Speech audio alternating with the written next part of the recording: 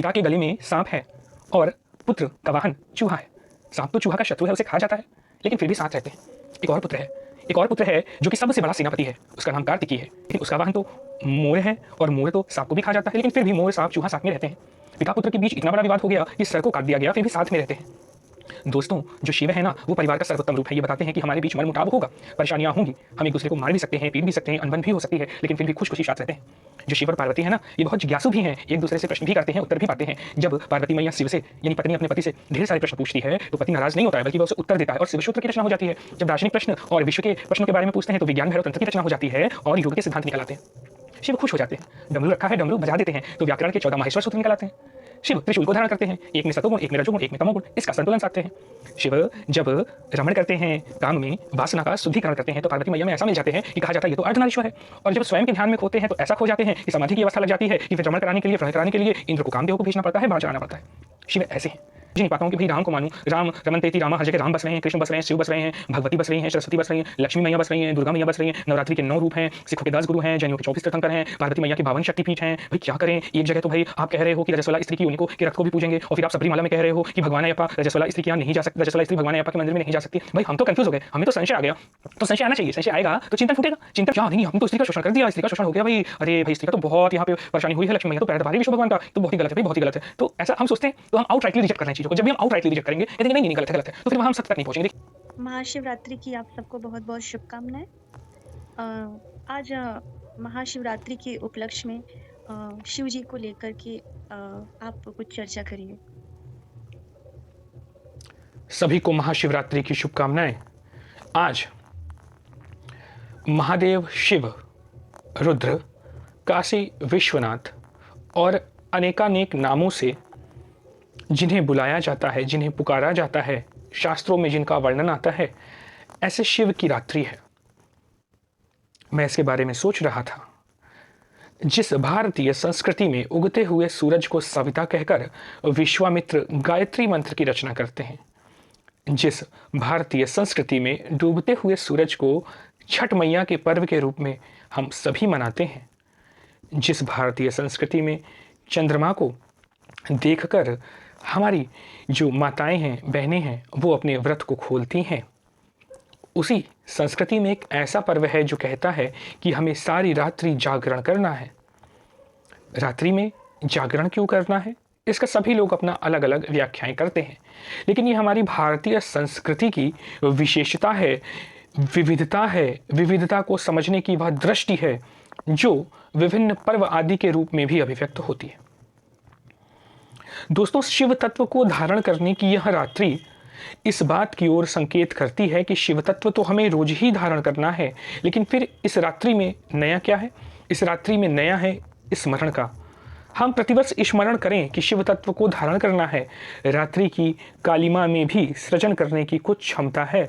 जैसे उगते हुए सूरज से ओम भूर्भुवः स्वः तत्सवितु वरेण्यम, यानी सविता जो उगता हुआ ब्रह्म मुहूर्त का सूर्य है, उससे हम उसकी रोशनी को वर्ण करें, वैसे ही काल की जो काली रात्रि है उससे भी हम कुछ वर्ण कर सकते हैं, उससे भी हम कुछ पा सकते हैं। इस शिव तत्व की खोज में कई ऋषि लगे। किसी ने रुद्राष्टकम लिखा, नमामि समीशान निर्वाण रूपम। किसी ने ओम त्र्यंबकम यजामहे मंत्र लिखा, शुक्राचार्य ने राक्षसों को जीवित किया। तो किसी ने रावण ने शिव तांडव स्तोत्र की रचना की। हमारे भारतवर्ष में स्तोत्र, स्तुति, भजन आदि लिखने की परंपरा है। वर्तमान समय में भी लिखा गया कि शिव कैलाशों का वासी, और ये हम अपनी भावना व्यक्त करते रहते हैं। इन भावना में हम देखते हैं कि व्यक्ति विशेष की अनुभूति सन्निहित रहती है। जिस ऋषि ने, जिस मुनि ने, जिस महात्मा ने, जिस गायक ने, जिस लेखक ने जो अनुभूत किया, अपनी कलात्मकता को, अपनी अनुभूति को, अपनी भाव संवेदना को अपनी रचनात्मकता से शब्दों में पिरोया, वो हमें स्तुति स्त्रोत के रूप में मिलते हैं। भारतीय संस्कृति कहती है कि यदि आप स्वयं से स्तुति कर सकते हो, स्वयं से स्तोत्र लिख सकते हो, तो लिखो, स्तुति करो, ये सबसे बेहतर है। लेकिन यदि ऐसा नहीं है तो ऋषियों के स्त्रोत आपके पास हैं, विश्वामित्र के मंत्र आपके पास हैं, पंचाक्षर ओम नमः शिवाय का मंत्र भी आपके पास है।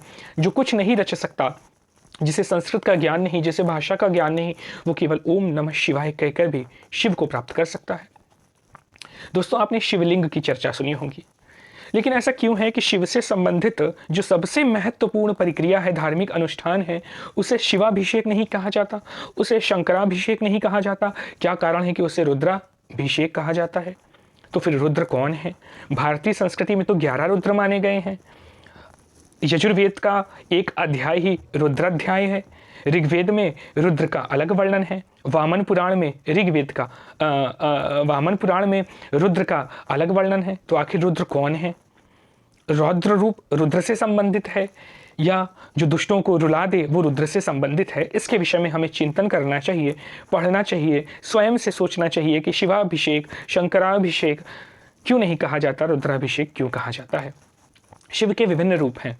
शिव खुश होते हैं तो कुछ करते हैं, शिव जब दुखी होते हैं तो कुछ करते हैं, शिव जब क्रोधित होते हैं तो कुछ करते हैं, शिव जब ज्ञान में होते हैं तो कुछ करते हैं। शिव सूत्र की रचना होती है, विज्ञान भैरव तंत्र की रचना होती है और इस प्रकार अन्य अन्य ग्रंथों की रचना होती है जिसमें शिव कुछ कहते हैं या शिव के बारे में कुछ कहा जाता है। दोस्तों, शिव यदि परमात्मा है तो माँ पार्वती प्रकृति है। परमात्मा तत्व और प्रकृति का यह मिलन सदैव से चलता रहता है। शिव यदि स्थिति है तो पार्वती गति है। शिव को जब हम परमात्मा रूप में मानते हैं और माँ पार्वती को प्रकृति के रूप में मानते हैं तो फिर हम दार्शनिक व्याख्या करते हैं। वास्तव में शिव पुराण जो है वो शंकर पुराण है। शिव मूलतः तत्व है, शिव मूलतः दर्शन है। बाकी शिवरात्रि के समय में हम संगीत के माध्यम से रात्रि भर जागरण करते हैं। संगीत हमारी आत्मा को झंकृत करता है, झंकृत करके हमारे अंदर रचनात्मकता, कलात्मकता, उत्पादकता, दिव्यता आदि का संचार करता है। चाहे कोई संगीत हो, कोई साहित्य हो, कोई कला हो, जब ये भगवान में रम जाता है तो हमें कहीं ना कहीं एकत्व की भावना से जोड़ता है, हमें एकाकार करता है, हमें अद्वैत की जो दर्शन होता है उससे जोड़ता है। जी, शिव से जुड़ा हुआ कोई भजन, कोई श्लोक, इन सब की कोई चर्चा करें। देखिए भजन जो होता है ये भजने से बना है, भज धातु से बना है। और जो भक्ति होती है ना, वो भक्ति का 3 रूप होता है। भक्ति जब हम करते हैं तो या तो भजन गाते हैं अपने कष्टों की निवृत्ति के लिए कि भगवान हमारे कष्टों का निवारण कर दो, या हम जो हमारा प्रभु है, जो हमारा इष्ट है, उसकी प्रशंसा में गाते हैं, उसके गुणों का बखान करते हैं। और तीसरा, जब हम भक्ति करते हैं तो जो अतीन्द्रिय शक्ति है, जो प्रभु कृपा है, वो भी हमको मिलती है, उसके बखान के लिए भी करते हैं। तो भजन इसलिए गाया जाता है, स्तोत्र इसलिए रचे जाते हैं, स्तुति इसलिए कही जाती है। स्तवन, आराधन, कीर्तन, संकीर्तन का लक्ष्य, उद्देश्य यही 3 होता है। और फिर उसमें आप व्याकरण की अगर आपको जानकारी है, छंद की जानकारी है, स्वर की जानकारी है, तो फिर उसे अलग अलग कोटि में विभाजित कर दिया जाता है कि ये सूक्ति है या स्तोत्र है, ये आरती है, कि ये क्या है। तो उस रूप में हम देखते हैं। क्योंकि आज महाशिवरात्रि है तो महाशिवरात्रि के संदर्भ में आपने कई सारे भजन सुने होंगे शिव जी के बारे में, तो कुछ नया सुनते हैं आज। हो सकता है ये वाला भी सुना हो आपने। कोई कहे काशी में रहता, कोई कहे कैलाश में, कोई कहे काशी में रहता, कोई कहे कैलाश में, कंकर कंकर में है शंकर, ढूंढ ले अपने पास में, कंकर कंकर में है शंकर, ढूंढ ले अपने पास हैं। तो यही बात है कि काशी में भी शिव हैं, कैलाश में भी शिव हैं, उज्जैन महाकाल की नगरी में भी शिव हैं, लेकिन कंकर कंकर में भी शंकर हैं जो अपने पास भी रहता है। और शिव का ध्यान करें, शिव हमारा ध्यान रखेंगे तो शिव की यहाँ, शंकर जी की यहाँ, रुद्र की यहाँ तांडव करने वाले सर्वभूत अधिवास की यह विशेषता है। शिव हमारे सबसे बड़े पारिवारिक आदर्श हैं। क्यों ऐसा क्यों है? क्योंकि शिव की जो पत्नी है वो पार्वती है, वो सती हैं। लड़कर झगड़कर कई सारे संदर्भों से युक्त उनका विवाह होता है। हवन कुंड में वह कूद जाती हैं, पुनः जन्म होता है, एक बालक होता है गणेश। पिता पुत्र में अनबन होती है, पिता पुत्र का शीश काट देता है। फिर कहानी चलती है, शीश लगाया जाता है, पिता और पुत्र में पुनः स्नेह बढ़ता है। पिता के गले में सांप है और पुत्र का वाहन चूहा है। सांप तो चूहा का शत्रु है, उसे खा जाता है, लेकिन फिर भी साथ रहते हैं। एक और पुत्र है, एक और पुत्र है जो कि सबसे बड़ा सेनापति है, उसका नाम कार्तिकी है, लेकिन उसका वाहन तो मोर है और मोर तो सांप को भी खा जाता है, लेकिन फिर भी मोर सांप चूहा साथ में रहते हैं।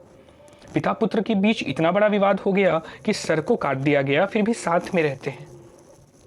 दोस्तों, जो शिव है ना, वो परिवार का सर्वोत्तम रूप है। ये बताते हैं कि हमारे बीच मनमुटाव होगा, परेशानियां होंगी, हम एक दूसरे को मार भी सकते हैं, पीट भी सकते हैं, अनबन भी हो सकती है, लेकिन फिर भी खुश खुशी साथ रहते हैं। जो शिव और पार्वती है ना, ये बहुत जिज्ञासु भी हैं, एक दूसरे से प्रश्न भी करते हैं, उत्तर भी पाते हैं। जब पार्वती मैया शिव से यानी पत्नी अपने पति से ढेर सारे प्रश्न पूछती है तो पति नाराज नहीं होता है, बल्कि वह उसे उत्तर देता है और शिवसूत्र की रचना हो जाती है। जब दार्शनिक प्रश्न और विश्व के प्रश्नों के बारे में पूछते हैं तो विज्ञान भैरव तंत्र की रचना हो जाती है और योग के सिद्धांत निकल आते हैं। शिव खुश हो जाते हैं, डमरू रखा है, डमरू बजा देते हैं तो व्याकरण के 14 माहेश्वर सूत्र निकल आते हैं। शिव त्रिशूल को धारण करते हैं, एक में सतोगुण, एक में रजोगुण, एक में तमोगुण, इसका संतुलन साधते हैं। शिव जब रमण करते हैं, काम में वासना का शुद्धिकरण करते हैं तो पार्वती मैया में ऐसा मिल जाते हैं कि कहा जाता है ये तो अर्धनारीश्वर है। और जब स्वयं के ध्यान में खोते हैं तो ऐसा खो जाते हैं कि समाधि की अवस्था लग जाती है कि फिर रमण कराने के लिए, प्रणय कराने के लिए इंद्र को, कामदेव को भेजना पड़ता है, बाण चलाना पड़ता है। शिव ऐसे हैं। शिव अपने आसपास गणों को रखते हैं, नंदी को रखते हैं, भूत को, पिशाच को, या कुछ भी कहो जिसको हम परित्यक्त मानते हैं। भूत मतलब भटकती हुई आत्मा, कोई सहारा तो दे नहीं रहा है, कोई घर तो दे नहीं रहा है, इसीलिए तो भटक रहे हैं, इसीलिए तो भूत है। एक भूत अधिवास का मतलब है पंच महाभूत, पृथ्वी, जल, अग्नि, वायु, आकाश, और एक भूत का मतलब है जिसे हम भूत समझते हैं, भटकती हुई आत्मा। तो उसको भी शिव अपने पास रखते हैं, कहते तुम हमारे गण हो, तुम हमारे सहायक हो, चलो हम तुमको बताएंगे तुम्हें क्या करना है। तो शिव उनके भी हैं, उनको भी अपने पास रखते हैं। शिव के पास कमल चढ़ाएंगे, शिव के पास सुगंधित पुष्प चढ़ाएंगे, चढ़ा दीजिए, शिव उसे स्वीकार कर लेंगे। लेकिन यदि आप कांटों भरा कोई फल भी ले आओगे तो भी शिव स्वीकार कर लेंगे, बेलपत्र भी ले आओगे तो भी शिव स्वीकार कर लेंगे, शिव स्वीकार करते हैं। यही नहीं, यदि आप विष भी दे दोगे तो विष को भी स्वीकार कर लेंगे, गरल को स्वीकार करके कंठ में रख लेंगे और जल अंदर बंद लगा लेंगे, जल अंदर बंद लगा लेंगे, अंदर नहीं जाने देंगे विष को, तो विष को भी धारण कर लेंगे। तो ये शिव है। कुछ प्रश्न आ रहे हैं जी। शिव के शीश पे गंगा जी हैं, उसके संदर्भ में, और शिव जी गले में विष धारण करते हैं उसके संदर्भ में, और उन्होंने अपने पुत्र गणेश का शीश काटा, इसके संदर्भ में अगर कुछ जी देखिए, बहुत अच्छा, जो शिव जी हैं ना, इनकी जटाएं हैं, बहुत लंबी लंबी जटाएं हैं। जटाएं यानी जटिलता, जटाएं यानी जटिलता, ऐसे घूम गई है, बाल सुलझा नहीं सकते हैं, हजारों बाल आपस में मिक्स हो गए, बहुत जटिल है। उस जटिलता में गंगा जी भी हैं। गंगा जी जो अमृत के समान हैं, जो हमको राहत देती हैं।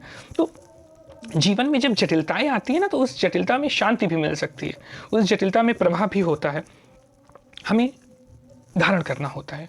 जब शिव जी गरल धारण करते हैं यानी विष को धारण करते हैं तो विष तो जलाएगा, जल अंदर बंद लगाए हैं, तो चंद्रमा को भी धारण कर लिया, शीतलता को भी धारण कर लिया, इसीलिए तो सोमेश्वर भी कहते हैं शिव को। तो चंद्र धारण करने का मतलब क्या है? चंद्र मतलब शीतलता, चंद्र यानी श्वेत, सात्विकता। तो एक तरफ भूत भभूत को रमाते हैं शिव और दूसरी तरफ सात्विकता को भी अपने माथे पर रखते हैं। गंगा जी भी रखते हैं।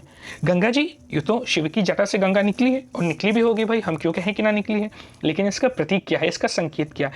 इसका संकेत ये होता है कि शिव की जटा से जब गंगा जाती है तो मतलब शिव ने उसे धरा है। शिव कौन है? महाकाल है, कालों के काल है, महाकाल है। अर्थात ये जो शिव के ऊपर से जटाओं से निकलकर गंगा जा रही है, ये क्या कर रही है भारत में या पृथ्वी पर? ये पोषण दे रही है। तो शिव पोषण देने वाले भी हैं। तो जब हम काल को समझ जाएंगे, यानी वर्तमान समय में देश काल परिस्थिति क्या है, तो हम पोषण देने वाले भी बन सकते हैं जैसे शिव बने। तो इसको प्रतीकात्मक रूप में, संकेतात्मक रूप में, इस रूप में समझा जा सकता है। बाकी अलग अलग विद्वान इसकी व्याख्या अलग अलग प्रकार से कर सकते हैं। अब प्रश्न था कि यदि शिव विवेकवान थे, शिव इतने ही काल को जानने वाले थे, त्रिकालज्ञ थे, तो क्या उन्हें नहीं पता था कि उनकी पत्नी ने अपनी देह से एक पुत्र को बनाया है, उसका सृजन किया है और उसे कहा है कि हे पुत्र, मेरी रक्षा करना, या ये ध्यान रखना कि इस गेट पर कोई प्रवेश ना कर पाए जब तक मेरी आज्ञा ना हो। तो क्या ये शिव नहीं जानते थे? त्रिकालज्ञ है तो जानना चाहिए, तो क्यों नहीं जानते? तो प्रश्न तो बड़ा अच्छा है और इस प्रश्न पर चिंतन भी करना चाहिए, चिंतन करना चाहिए, मनन करना चाहिए, मंथन करना चाहिए, जिज्ञासा रखनी चाहिए, शिव पुराण को पढ़ना चाहिए, शिव सूत्र को पढ़ना चाहिए और अपनी एक समझ बनानी चाहिए। तो इसकी समझ क्या है? तो इसकी समझ कई स्तरों पे है। जैसे आप कहो कि दर्शन के स्तर पे बताइए, तो दर्शन में तो हम लोग 3 चीज़ों की चर्चा करते हैं, आत्मा की चर्चा करते हैं, जगत की चर्चा करते हैं और परमात्मा की चर्चा करते हैं। तो शिव परमात्मा स्वरूप है और जो हमारी मैया पार्वती हैं ये जगत स्वरूप है या प्रकृति स्वरूप है। और इनसे उत्पन्न क्या हुआ? तो जगत में क्या उत्पन्न होता है? जीवात्मा उत्पन्न होती है। तो इन्होंने जीवात्मा बना दी। अब जीवात्मा में बनाई और कहा कि देखो ऐसा है कि मेरी रक्षा करना और किसी को अंदर ना आने देना। लेकिन तो भाई जीवात्मा ने कहा ठीक है। अब जीवात्मा ने अपना एक मनोभूमि बना ली, एक आकार ले लिया, एक अहम का आकार आ गया कि मैं तो भाई रक्षक हूँ अपनी माँ का, मैं किसी को अंदर नहीं जाने दूंगा, मैं प्रकृति का रक्षक हूँ। जीवात्मा, परमात्मा आए, परमात्मा कहे कि भाई प्रकृति से मिलना है। जीवात्मा ने कहा भाई तुम्हें मिलने नहीं देंगे। क्यों नहीं मिलने देंगे? क्योंकि मेरा एक आहार है, मेरा एक आकार है, मेरा अहम है। मेरा अहम क्या है कि मैं इनसे जुड़ा हूँ, प्रकृति से, मैं तुमसे नहीं जुड़ा हूँ। तो फिर शिव ने क्या किया? शिव ने त्रिशूल उठाया। त्रिशूल मतलब क्या? सतोगुण रजोगुण तमोगुण की संतुलन, और सतोगुण तमोगुण रजोगुण के संतुलन से उनका शीश काट दिया। शीश मतलब क्या? अहंकार। अहंकार कट गया, धड़ गिर गया, मैया बाहर आई। मैया बाहर आई, देखिए भाई मेरा तो अहंकार तो जो है क्या हुआ? जीवात्मा ये तो धराशायी हो गया। अब धराशायी हो गया तो केवल परमात्मा बचे और केवल प्रकृति बचे। अब केवल परमात्मा प्रकृति बचेंगे तो भाई प्रकृति में जीवात्मा नहीं होगी तो संसार कैसे चलेगा? तो माँ क्रुद्ध हो गई। माँ ने कहा अब तो मैं नहीं बचूं क्योंकि मैं ही प्रकृति स्वरूप हूँ, मैं प्रलय ले आऊंगी। तो परमात्मा ने कहा नहीं नहीं नहीं, मैं जोड़ देता हूँ। तो कहा गया भाई ले आइए सर किसी का। तो सर ले आए हम, किसका? हाथी का ले आए। हाथी किसका प्रतीक है? अहंकार कहाँ होता है? अहंकार हमारी बुद्धि में होता है, हमारी स्मृति में होता है। तो हाथी ले आए। हाथी का प्रतीक क्या है? हाथी का मतलब यह है कि उसकी स्मृति बहुत होती है। छोटा सा हाथी का जो बच्चा होता है उसको आप केला खिलाइए, उसके साथ प्यार से 1 हफ्ता रहिए, उसके बाद आप भूल जाइए। उसके बाद 10 साल बाद उससे मिलिए, वो भी आपको पहचान जाएगा। क्यों? क्योंकि इसकी स्मृति बहुत मजबूत होती है। स्मृति मजबूत है तो गणना अच्छा करेंगे, तो बुद्धि मजबूत है, बुद्धि आएगी तो सही गलत का निर्णय करेंगे, तो विवेक भी आएगा, बड़े बड़े कान भी होंगे आपके। तो होगा क्या? तो अहंकार जब हटा तो क्या आया? विवेक आया। तो विवेक को लगा दिया। जब विवेक लगा दिया तो गणेश जी ने क्या किया? कहा कि भाई जाओ, कौन श्रेष्ठ पुत्र है हम बताएंगे अभी आपको, कौन देवता श्रेष्ठ है, तो करो पृथ्वी के सारे चक्कर लगा के आओ। अब गणेश जी का वाहन चूहा, चूहा में बैठेंगे तो चूहा धीरे धीरे धीरे धीरे चलेगा। भाई कैसे परिक्रमा होगी? कार्तिकेय तो मोर में उड़ के कर लेंगे। तो गणेश जी का विवेक जागृत किया। गणेश जी ने कहा कि मेरी भूमिका तो पुत्र की है और माता पिता ही मेरा संसार है, तो माता पिता का 3 बार चक्कर लगा दिया, विवेक का परिचय दिया। तो गणेश जी को प्रथम पूज्य बना दिया। प्रथम पूज्य क्यों बनाया? प्रथम पूज्य इसलिए बनाया कि आपके प्रथम पूज्य कौन है हमें बताया गया। गणेश जी प्रथम पूज्य इसलिए हैं क्योंकि उनके प्रथम पूज्य उनके माता पिता हैं। माता पिता मतलब कौन? जिन्होंने हमको पैदा किया, हमको बनाया। तो हमेशा प्रथम पूज्य हमारे माता पिता ही रहेंगे, ईश्वर नहीं रहेगा। ईश्वर बाद में, पहले माता पिता, गुरु, ईश्वर, आप जो चाहे क्रम बना लो। तो प्रथम पूज्य बनाया गया। तो गणेश, तो ये इस रूप में इसे देखा जा सकता है, दर्शन के संदर्भ में इसे इस रूप में समझा जा सकता है। बाकी कोई कहे नहीं नहीं आप लोग तो मूर्ख हैं, और क्या जो है वो गणेश जी का जो पूरा शरीर है, हाथी की कोशिका और मनुष्य की कोशिका का शल्य चिकित्सा नहीं किया जा सकता, सर्जरी नहीं किया जा सकता? तो कौन कहता नहीं किया जा सकता है? वर्तमान में जो जीनोम साइंस का विकास हुआ है वो तो विभिन्न पशुओं की कोशिकाओं को मिक्स करके, मिश्रित करके नया जीव बनाने का प्रयास कर रहे हैं और धीरे धीरे यह प्रयास सफल भी हो जाएगा। तो भाई हम क्यों टिप्पणी करें कि वो गलत था या वो सही था?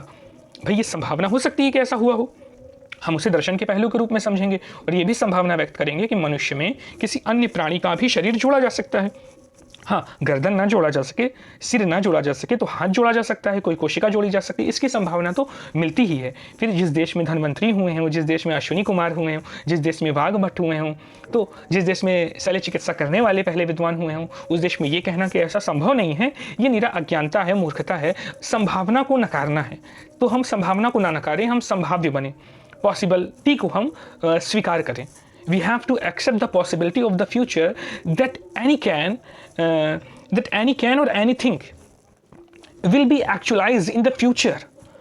We cannot outrightly reject the notion of our Puran, our Upanishad and our Darshan. हमें एकदम से सब कुछ को खंडित नहीं करना है, हमें एक संभावना रखनी है, हमें प्रश्न करना है कि ये सही भी हो सकता है, ये गलत भी हो सकता है। तो जब इस प्रकार का चिंतन होगा तो मैं मानूंगा ये अधिक संतुलित होगा। जी। गले में जो विष को लेकर, विष को धारण करने को लेकर अगर कोई चर्चा आप करें तो? देखिए, शिव जी समुद्र मंथन हो रहा था, समुद्र मंथन में देवता भी लगे और समुद्र मंथन में असुर भी लगे। समुद्र मंथन में जिस मंत्राचल पर्वत को, ये जो भी पर्वत रखा गया, मैं नाम भूल रहा हूँ, सुमेरु था या मंदराचल था, नीचे कछुआ कच्छप अवतार आए और फिर मंथन किया गया। तो मंथन करेंगे तो क्या चाहिए? मंथन करेंगे तो आपको दैवी प्रवृत्ति और आसुरी प्रवृत्ति दोनों चाहिए। जैसे मैंने कहा ना, कोई मुद्दा आया तो उसका पक्ष में सोचिए, सकारात्मक सोचिए। सकारात्मक सोचना मतलब क्या? देवता। नकारात्मक सोचिए, खंडन करिए, मतलब असुर। और फिर जब आप मथेंगे, सागर सागर को मथ रहे हैं ना, तो सागर को मत रहे हैं, समुद्र को मत रहे हैं। समुद्र को क्या कहा गया है? समुद्र संसार ऐसे करके है गुरुपाद का स्त्रोत। तो जब उसे मथेंगे तो उसमें से विष निकला और उसी में से अमृत निकला। आपको याद होगा, विष और अमृत दोनों निकलता है। तो विष जब निकला तो प्रश्न हुआ कि इसे कौन धारण करेगा, कौन धारण करे? कोई नहीं धारण कर रहा था, तो शिव तत्व ने धारण किया। क्यों? क्योंकि शिव को सब स्वीकार है, अमृत भी स्वीकार है, विष भी स्वीकार है, सुगंधित गुलाब भी स्वीकार है और असुगंधित धतूरा भी स्वीकार है। तो शिव ने कहा कि हम पी लेंगे, तो शिव ने विष को भी स्वीकार कर लिया और अपने कंठ में धारण कर लिया। नीचे नहीं उतरने दिया, कंठ में जालंधर बंध लगा दिया। तो जालंधर बंध लगाना भी सीखें। और दोस्तों, जो ये बंधन होता है ना, बंधन और मोक्ष, ये बंधन वंदन से जाता है। जब आप वंदन करोगे, किसका वंदन करोगे? सकारात्मकता का भी वंदन और नकारात्मकता का भी वंदन करोगे, तो बंधन टूट जाएगा। तो मैं तो इस रूप में देखता हूं कि उन्होंने विष या जो गरल को ग्रहण करके अपने कंठ में धारण किया, ये उनकी स्वीकार्य भाव था।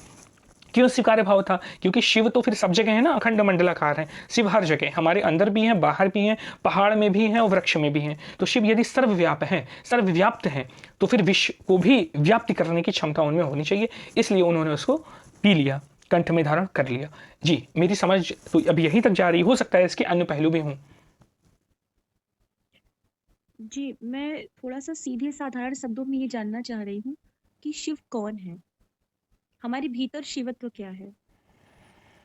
देखिए, बहुत ही सुंदर प्रश्न है ये, और ये ऐसा प्रश्न है जो जिससे मैं भी काफ़ी परेशान रहा हूँ। मतलब प्रश्न भी तो परेशान करने चाहिए ना, तो मैं भी बड़ा परेशान रहा हूँ। मैं तो समझ ही नहीं पाता हूँ कि भाई राम को मानूँ, राम रमनतेति रामा, हर जगह राम बस रहे हैं, कृष्ण बस रहे हैं, शिव बस रहे हैं, भगवती बस रही हैं, सरस्वती बस रही हैं, लक्ष्मी मैया बस रही हैं, दुर्गा मैया बस रही हैं, नवरात्रि के 9 रूप हैं, सिखों के 10 गुरु हैं, जैनियों के 24 तीर्थंकर हैं, पार्वती मैया के 52 शक्तिपीठ हैं। भाई क्या करें? एक जगह तो भाई आप कह रहे हो कि रजस्वला स्त्री की योनि को के रक्त को भी पूजेंगे, और फिर आप सबरीमाला में कह रहे हो कि भगवान अयप्पा रजस्वला स्त्री के यहाँ नहीं जा सकती, रजस्वला स्त्री भगवान अयप्पा के मंदिर में नहीं जा सकती। भाई हम तो कंफ्यूज हो गए, हमें तो संशय आ गया। तो संशय आना चाहिए, संशय आएगा तो चिंतन फूटेगा, चिंतन नहीं फूटेगा तो सत्य का ज्ञान कैसे होगा? तो जिस भारत में रजस्वला स्त्री की योनि भी पूजी जाती है, उसी भारत में केरल में भगवान अयप्पा के मंदिर में रजस्वला स्त्री नहीं जा सकती है। लेकिन क्या, नहीं आपने तो स्त्री का शोषण कर दिया, स्त्री का शोषण हो गया भाई। अरे भाई, स्त्री का तो बहुत यहाँ पे परेशानी हुई है, लक्ष्मी मैया तो पैर दबा रही विष्णु भगवान का, तो बहुत ही गलत है भाई, बहुत ही गलत है। तो ऐसा हम सोचते हैं, तो हम आउट राइटली रिजेक्ट कर रहे हैं चीज़ों को। जब भी हम आउट राइटली रिजेक्ट करेंगे, कहते हैं नहीं नहीं नहीं, गलत है गलत है, तो फिर वहाँ हम सत्य तक नहीं पहुँचेंगे। देखिए, विविधता है, ये विविधता है भारत की, इस विविधता को समझना होगा। इसका मैं अभी उत्तर नहीं दे रहा हूँ, आप लोगों के सामने चिंतन के लिए छोड़ रहा हूँ। आप कहेंगे तो अगले सत्र में उत्तर दूंगा। लेकिन प्रश्न है कि शिव तत्व क्या है? तो जो राम तत्व है वही शिव तत्व है, वही कृष्ण तत्व है, वही हमारा शारदा तत्व है, वही हमारा लक्ष्मी तत्व है। शिवो हम, रामो हम, कृष्णो हम, भगवती हम, शारदे हम, दुर्गा हम, हनुमंत हम, वही है तत्व। बस थोड़ा थोड़ा डिफरेंस है। थोड़ा थोड़ा डिफरेंस क्या है? तत्व तो वही है, सोना तो वही है, लेकिन सोना से हमने कान के कुंडल बना लिए, तो हमने कंगन बना लिए, तो फिर हमने अपने कमर की जो लगाते हैं ना, कमर की करघनी बना ली, या फिर हमने गले का सुशोभित जो है उसे क्या बना दिया, एक बढ़िया सा ज्वेलरी बना दी। या फिर हमने कहा नहीं नहीं नहीं नहीं, सोना है भाई, इसको तो हम भगवान के मुकुट पे लगाएंगे, तो हमने मुकुट बना लिया।